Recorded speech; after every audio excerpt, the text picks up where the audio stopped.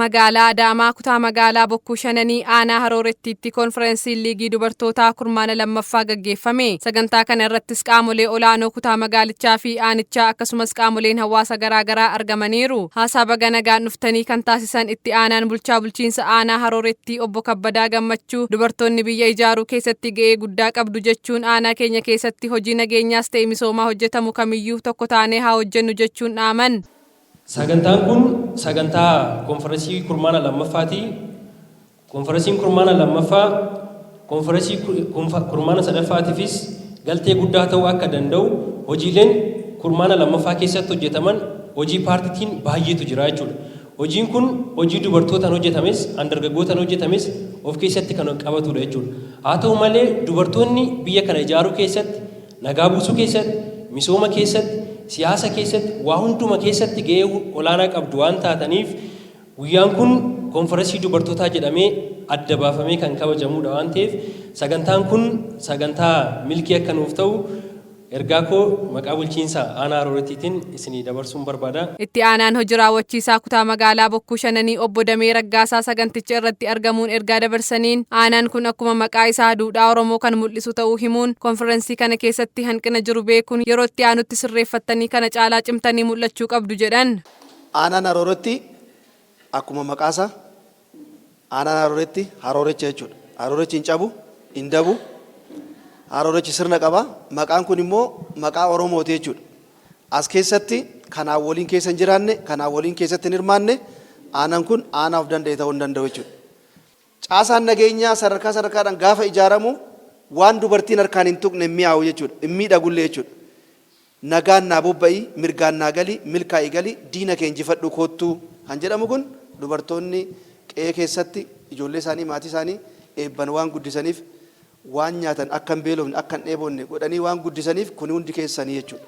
Kanaaf sagantaan kun sagantaa keessan yeroo hunda maaliif na jalaa darbee jettanii ciccitanii gaafachuu qabda waan ta'eef bulchiinsi aanaa Haroorettiitis kanuma jalqabaa jira, kanuma shaakalaa jira. Kurmaana kana keessatti hojiilee hojjetaman gabaasa isaa kan dhiyeessite itti gaafatamtuun liigii dubartootaa aanaa Haroorettii shamarree Imaan Mahammud konferensii nageenyaan walqabatee marii fi gurmaa'insa dubartootaa gaggeessuu ayyaanota uummataa ilaalchisee marii gaggeessuun ayyaanicha karaa seera qabeessa ta'een kabajuufaa akka ciminaatti kaastee jirti. Hanqinni jiru ammoo dubartoonni hundi haala walqixaan hirmaachuu dhabuu fi miidiyaalee sobaa hir'isuufaa ta'uu simtee jirti. Dubartoota keenya ilaalcha isaan gama hawaasaatiin qaban guddisuu irratti marii fi leenjii adda addaatiin akka ilaalchas gama siyaasaatiin qaban kan cimsaatiin fooyya'insi dhufaa deeme ta'uusaa kun akka ciminaatti fudhachuu hin dandeenya jechuudha.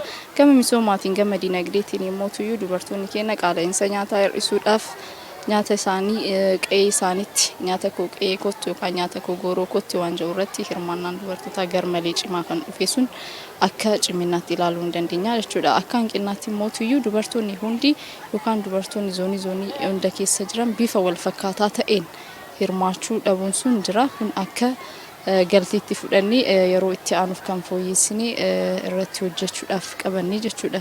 Kana akka hanqinaatti kaasuu hin dandeenya. Dubartoonni aanichaa konferensii kana irratti hirmaatan tokkos yaada kennaniin gabaasni dhiyaate kan hojii keenya ibsudha. Fayyadamummaa dubartootaa keessatti mootummaan inisheetiivii hedduu gad buusee jira. Akka aanaa keenyaattis gurmaa'uun irratti hojjechaa jirra waan ta'eef isin ammoo bakka hanqina keenyaatti nu sirreessuun nu cina ta'uu qabdu jechuun gaafatan. Irra caalaa amma dubartoonni hirmaannaa guddaa hojii baay'ee hojii guddaa hojii bal'aa hojjechaa turree jirra. Hojii keenya kana immoo akkanatti arguu keenya baay'ee itti gammanna jechaadha. Kanaaf gama nageenyaatiin dubartoonni gahee guddaa taphatanii jiru. Akkuma gabaasarra jiru. Akkuma gabaasarratti mul'atee jiru kana jechaadha. Akkuma mootummaan kaa'e dubartoonni lafee dugdaa biyyattiiti. Dubartoonni amanamoo biyyattiiti. Dubartoonni waan itti kennamu kamiyyuu bitaas ta'e mirgaas ta'e qaama dhimma kana hunda galmaan ga'uudha. Misooma irratti hirmaannan, nageenya irratti hirmaannan, bakka dubartiin hin jirre kumu nageenya dubartiin keessatti hirmaatte galma ga'a. Dubartiin tokko rakkoo baay'ee qabdi. Kan baatee dubbatturra kan keessa ishiitti qabattutu jaala. Qaxanaa danis yoo laalle dubartoonni garaatti baatu isaan sun yaallama argachuu qabu.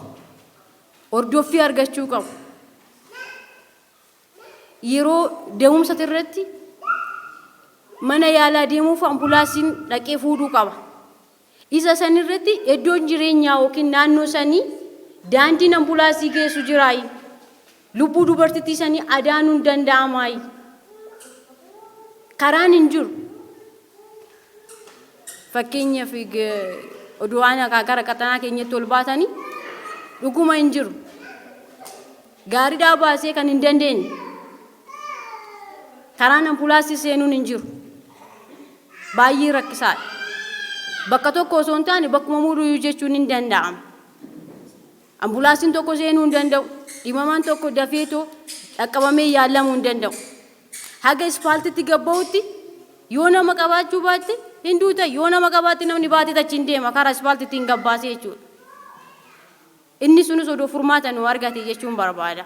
Yaadaa fi gaaffii dubartoota irraa ka'eef deebii kan kennan itti gaafatamtuun liigii dubartootaa kutaa magaalaa Bokkuu Shananii Aadde Burtukaan Badhaadhaa hojiin ishee TV keessatti dubartoonni aanaa kanaa hojii guddaa hojjechaa jiraachuu dubbatanii gama industirii godootiinis dubartoonni waa kalaquu danda'an of kennuun irratti yoo hirmaatan deeggarsa kan kennan ta'us himan. Dubartoota aanaa Arooreetti keessa jiran adda durummaadhaan hojiin ishee TV keessatti hirmaannaa argatanii damma fudhachuudhaan akkuma magaalaa keenyattuu damma fudhatee kan itti fayyadamaa jiru aanaa Arooreetti dubartoonni Arooreetti ciccimoo ta'uu keessanii fi inisheetivii keessatti hojii gurguddaa hojjechaa jiraachuu keessan beekuu qabdu jechuudha. Inni biraa industirii godoo jechuudha. Industirii godoo irratti dubartoonni keenya gurmaa'anii hirmaannaa cimaa taasisanii hojjechaa jiraachuu isaanii hin beekame jechuudha aanaa Arooreetti kana keessatti.